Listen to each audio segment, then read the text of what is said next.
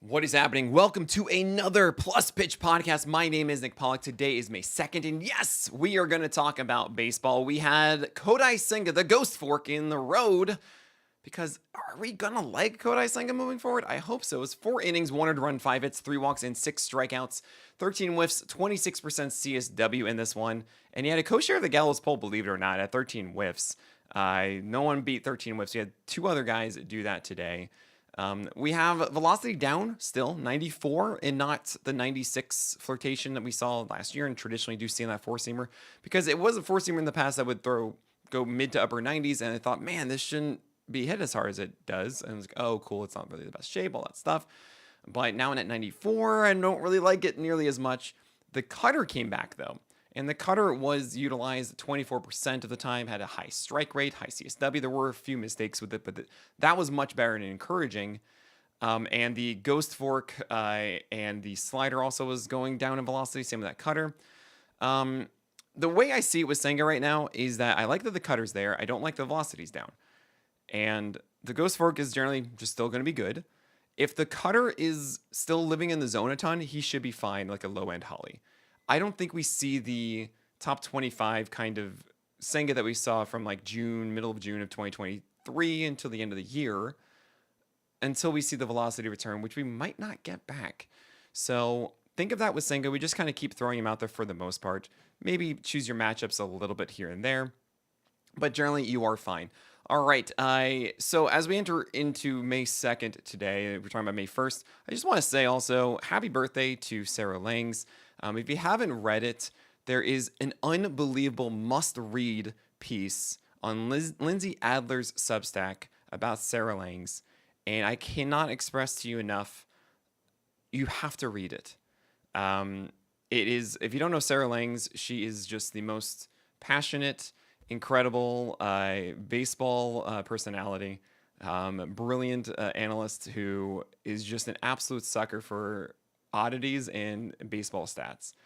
And unfortunately, she was diagnosed with ALS a few years back, and it's why we do PitchCon for ALS every year. So if you have a moment, give it a read, understand the situation a bit, and just get more awareness that ALS funding is being cut massively.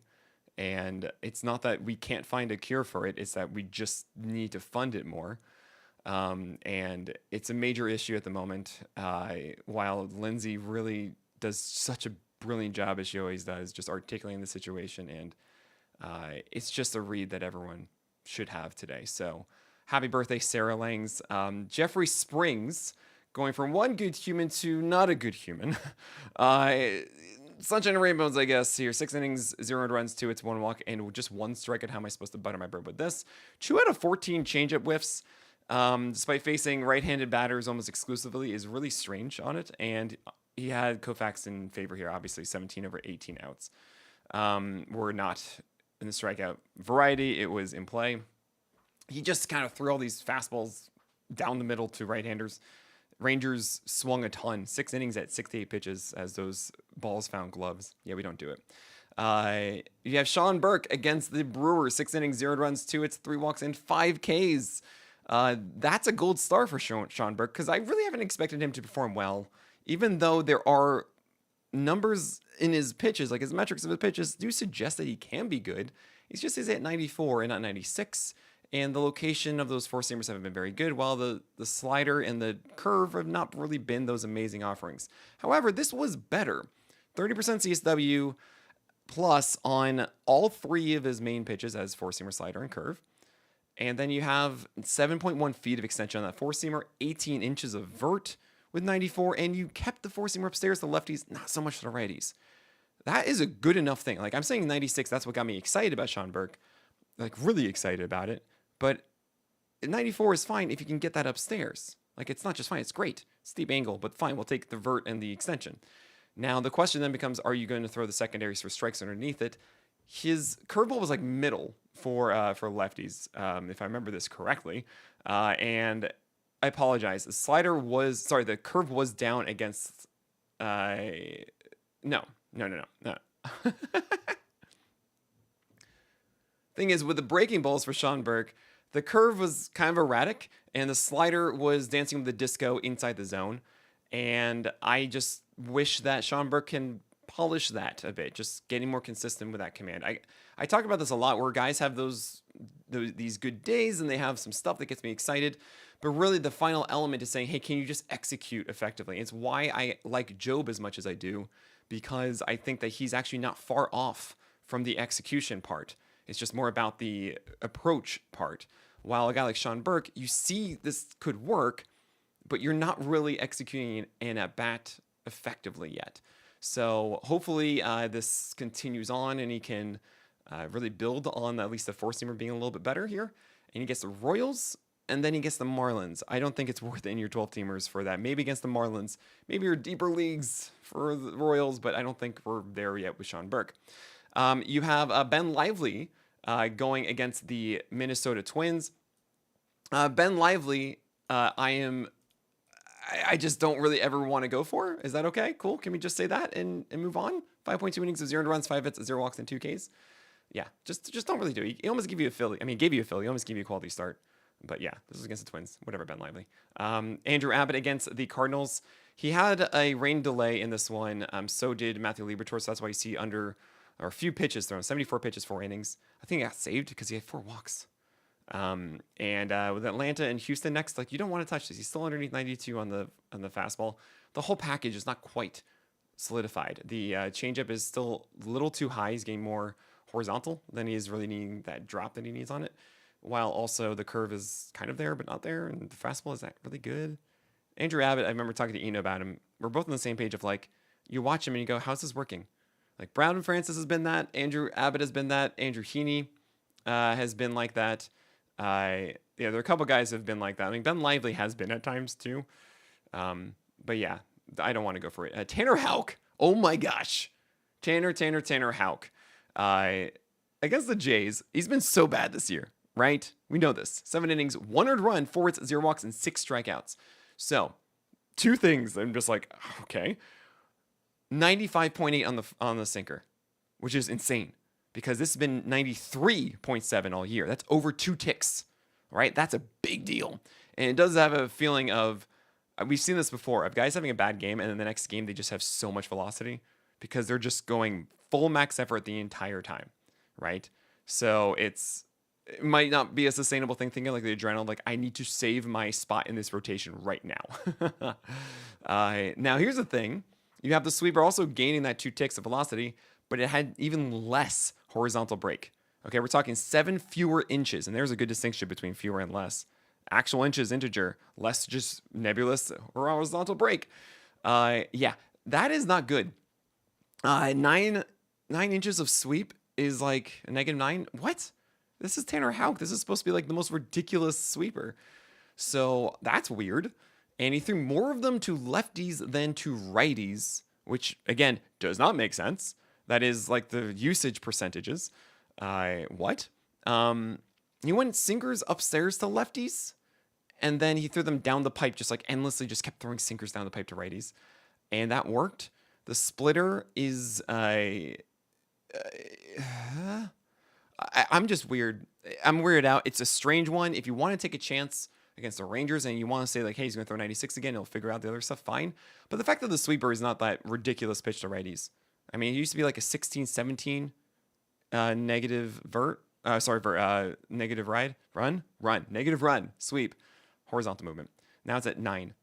Oh my gosh, that's just terrifying. Okay. You have Tyler Mahle against the Athletics. 6 innings, 1 run, 5 hits, 1 walk, and 6 strikeouts. He went ultra splitter. And I was making sure I remembered correctly here and not confusing him with Tanner Houck. This was precision down and away to lefties. It was really good. Threw them 61% of the time to lefties. Splitters. Incredible. And he threw it with a cutter that had minimal presence this time around. Last time we saw more of it. The heater was a 28% CSW. Kind of questionable command with it not really like landing upstairs. I don't know. It seems odd, and Mahle isn't a guy that should run through his splitter. He was feeling it, so he threw it great. I'm happy he had a good one. He gets Fenway next. I don't really want to start Mahle in Fenway. I just don't expect the splitter to be as good.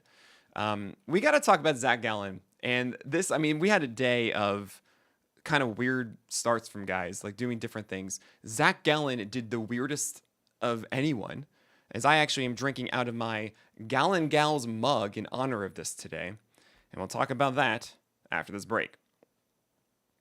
So let's talk about Zack Allen here, right? What has his season been? Pretty much bad. We know that. And he had this game against the Mets yesterday for a win. 6 innings, 1 earned run, 2 hits, 3 walks, 8 strikeouts, 12 whiffs, but a 34% CSW for a King Cole. And what changed here? Well, he's been a four-seamer called strike guy down-ish or just everywhere, and then hoping that the curveball is good enough underneath, and then having nothing else. The cutter's been bad, the slider's been bad, the changeup has been okay at times. This was a lefty approach of the Blake Snell blueprint merged with Cannibal McSanchez. And that's a test for everyone to see if you're a real one here at Pitcher List. What is the Blake Snell blueprint? Is throwing hard things upstairs and then slow things down. So curveballs were down to lefties. Four-seamers were exclusively up. But the Cannibal McSanchez is something that that Colin McHugh and Cannibal Sanchez did when they had these successful seasons out of nowhere, is where they had these high cutters that started up and out of the zone and then came back down into the zone for called strikes and merged it with their four-seamers. And that's what Zack Allen did. Every single one of his 13 cutters were high lock. Okay? I mean, maybe you can make an argument that maybe 1 or 2 of them like were between middle and high. It is insane. He was so precise with this. I've never seen Zack Allen do this before. He went full on four-seamers and cutters upstairs and then curveballs underneath the left-handers. Now, the right-handers, not really as much. The right-handers got a lot of like middle, low middle, four-seamers and then curveballs underneath it, which is okay, but like really dangerous because the four-seamer, can you survive middle, low? I don't know, but my gosh, that is very new and different and obviously worked. I mean, it worked at the very least because the Mets had no idea that was coming. Like, they can do all the work they want on the traject, on this is what he does, this, that. If you just show up one day and you just throw that to lefties, like, what? You're not supposed to do that. So, I'm intrigued. We're going to keep going with Gallon right now. I had him at like 51, I think, during this week. So that was pretty much on your team, but I understand if in those extreme situations you had to drop him. But you're holding Gallon now, and we just hope for the best. Taijuan Walker went against the Nationals, 5.2 innings, 1 earned run, 4 hits, 3 walks, and 2 Ks. Yeah, he's throwing sub 20% fastballs at least. But no, I don't want to do this.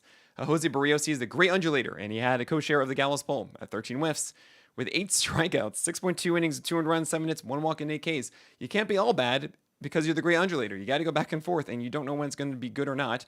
Seeing the curve go 0 for 20 whiffs, while the changeup went 5 for 12 whiffs, it's kind of interesting. Weird. I do not like the four-seamer and in sinker. He did nibble with his four-seamer decently well against lefties. But, he goes against the Angels and into Seattle at T. So you might want to just go with that. But then again, like, this was against the Red Sox, and, like, you didn't know what you were going to get. You never know what you're going to get with Barrios. Good luck. Justin Verlander against the Rockies in San Francisco. This should be a slam dunk. And hey, you didn't get a win, but 6 innings of 2 earned runs, 5 hits, 1 walk, and 4 Ks. Successful. Well, here's the thing. Oh no. Justin Verlander, I've been really hyped about. I've been more hyped than others because he's throwing 95 and he has an 88, 89 mile per hour slider. He's been working them in tandem. The slider location's good. The four-seamer's whatever. He threw the slider just 13% of the time, while the four-seamer was thrown a lot at 93. 93, not 90, not 95, 93. And now he gets the Cubs. And I'm glad that he did this, get 90, it was 93 against the, against Rocky Road, and it wasn't terrible. But man, do I feel like he's starting him against the Cubs right now. I just want to take that one off. Just like, just put him on the bench for one, make sure the velocity is back, make sure everything's okay, because that could be a real disaster if he's at 93. You have Seth Lugo doing Seth Lugo things. I was really surprised talking to Eno about his rankings and versus mine to see that he was really down on Seth Lugo. After last year, he was really in on Seth Lugo, or at least was showcasing that he's better than Waka, which, by the way, both of them are good. It's like, we both win. But no, he certainly won with Seth Lugo last year, and it made me realize, like, oh yeah, Seth Lugo should be just on all of your 12-teamers, and you're just really happy. He's a Holly. 6 innings, 2 earned runs, 5 hits, 0 walks, 5 Ks. Got the win. I understand why, isn't super in, because it's just like, all right, he's fine.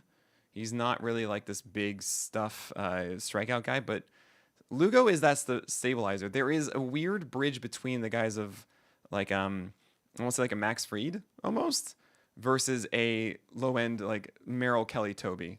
And that's what Seth Lugo is. It's hard to discern that gray area more than like the strikeout guys, but they walk too many or they don't go deep into games or something like that, right? Like how productive is Seth Lugo? I just think he's going to be like a 3.5 ERA and a 112, 115 whip with a 23% K rate. Like it's just going to be helpful and good as stabilizer throughout the year. Colin Ray was our stream pick of the day, and what do you know? Got the win, 6 innings, 200 runs, 4 hits, 2 walks, and 2 strikeouts. He outdueled Paul Skeens, but 4 whiffs, 26% CSW. Now, it is interesting. He's normally at 93, and he was at 94, 95 at 6.8 feet of extension. So if he can get that to 7 somehow, and he's still sitting close to 95, he is at 1.2 height adjusted VAA as well. He gets no vert. It's kind of funny. He had like I think 12.9 inches of vert, and that is actually more drop than Corbin Burns' cutter, which was at 13 inches of vert. Right? Vert means you're going up, right? So the lower the number, the more down it goes, which is crazy to me. That is just okay. I don't like that for Colin Ray. If you have a flat attack angle, I mean, I guess like if it has more vert, then it's going to be a better attack angle, of course, because it's just going to be coming in, not as much a drop. But yeah, the four-seamer was all reliable at 62% usage, and I guess that extension and velocity did enough. He got called strikes with it, and then he got outs as well, not really whiffs. So I think Pittsburgh kind of helped him with this. I don't think that everything is amazing with Colin Ray. He's kind of just been more of a command guy, and hopefully everything can just hit the edges, and Koufax can help him a lot. That is, BABIP stuff. But the Giants are next, so I guess we're just going to keep holding on to Colin Ray. Brad Lord went for the Nationals. Best game of the year for him. That could be a gold star, actually, too. 5 innings of 200 runs, 6 hits, 1 walk, and 4 Ks. Yeah, 1-4 whip, but you got to win. All right, nobody went for this, and if you actually had to, wow, amazing. It's also kind of crazy that he got the win despite going opposite time on Walker, who went deeper into his game, 5.2 innings, and only 1 earned run. Oh, errors, but that always cracks me up when I see that. Yusei Kikuchi, 5 innings, 200 runs, 5 hits, 1 walk, and 5 strikeouts. Hey, he didn't fail. Velocity is not back. It's a little bit better. It's not like 94. It's like closer to 95. It's like almost there. It's not 96 like it used to be. The slider was a major force against lefties, 78% usage. The four-seamer was not elevated to right-handers at all. The secondaries didn't do a whole lot. I'm not in. I think like this was a day where he just threw a ton of sliders to lefties. It worked well enough, and the fastball just didn't get hit as much as it normally does. Only 8 whiffs total for Kikuchi. I'm not going to go and chase this. I think his schedule's just been so good, by the way. It's really masked how bad he's been.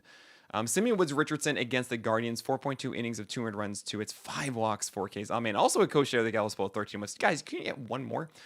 24% CSW, 98 pitches here for Woods Richardson, and that really should tell you a lot. 98 pitches, 4.2 innings. So the velocity is still there, 93. He's not at 19 to 20 inches of vert, it's 17 to 18. And the slider was really good location, precise, down and away to right-handers, 7 for 28 whiffs. And oh my gosh, lefties though. This is where the walks come in. The changeup was thrown 16 times, about like 14 of them were to lefties, and overall had a 44% strike rate. He tried so hard to tempt them down, and they just didn't go after it. And there's your high pitch count. I mean, that's it. High pitch count, walks, done. Can you be a productive Toby or low-end Holly? Not until you really can go 6 innings. And the Twins don't let him go there when he's cruising, and when he's not cruising, he's out before 5. So unfortunately, I can't do this right now. Maybe in time, that slider becomes that consistent pitch like we saw here. Maybe the four-seamer is at 93 upstairs with really good vert, and there's something else against lefties that he can nail down. I mean, I can see how it does work over time, but he just hasn't really put it all together. Matthew Liberator, as I mentioned before with Abbott, man, he went 3 innings and 42 pitches, like 200 runs, 2 hits, 1 walk, 2 Ks. He was doing fine-ish. Like it was 93.8 on the four-seamer. And oh boy, his slider was just not working. Couldn't find a whiff on anything yet, but it was just 3 innings. Like maybe the rain saved him a little bit from making this a worse one, but 2 whiffs and 42 pitches, guys, which is like a 5% swing strike rate. Oh boy. He gets the Pirates next, so we're just going to forget about this and move on. You have Kyle Freeland against the Giants. You got very poor quality start on the road, and I guess that's fine, right? 6 innings, 300 runs, 7 hits, 2 walks, and 5 Ks. Sure.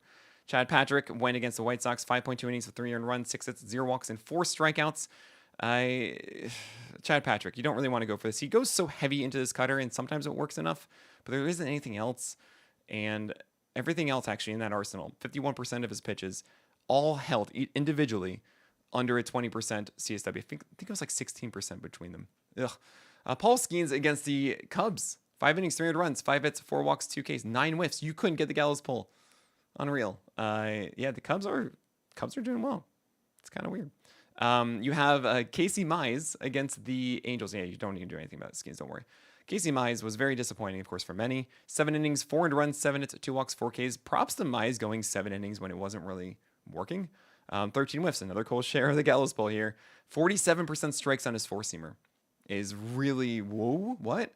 He mixed everything a lot, though. The sinker showed up to take over. It was like an 80% strike rate. Smart of him to do that.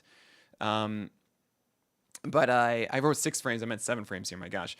He was at 94, 95 on the four-seamer, so like 94 and a half versus the 95 and a half we've seen a lot, 95 or so, but hopefully 96, what we want to get to. And I'm still not really sold on the slurve and the slider. Casey Mize is fine. And props to him, really. You went 7 innings, so you still got to win, even though you weren't pitching that well. You got hit a bit hard early. Yeah, he's a Toby. And then you have Shane Baz. Oh, so disappointing. I watched all of this one.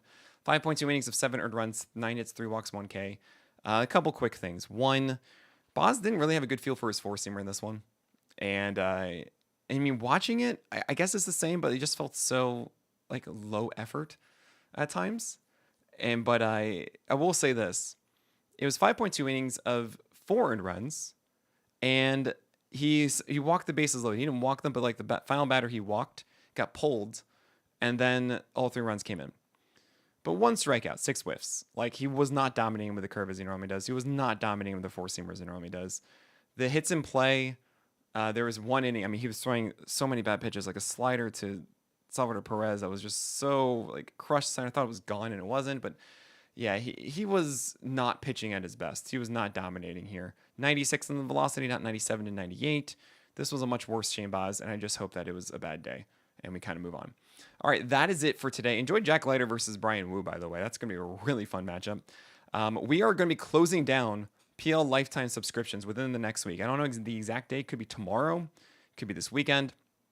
But we are closing it down. So if you want to jump in on that, you got to do it now. I don't know when we're going to reopen it. It won't be during the season at all. It is the best way to support what we do at Pitcher List, and we are going to be around for ages. I'm not selling this site. I'm going to make this work forever. Like, this is my dream thing. So if you want that lifetime value, I mean, this is the time to do it. You essentially pay for a few years in advance, and then you get it for free after. Consider doing that. Become a Pitcher List Hall of Famer. You get free merch too. You can decide between a sweatshirt or you get a package of a shirt and mug. But yeah, consider doing it. Get PL Pro Lifetime today. Go to pitcherlist.com/lifetime. That is it. My name is Nick Pollack, and may your BABIPs be low and your strikeouts high.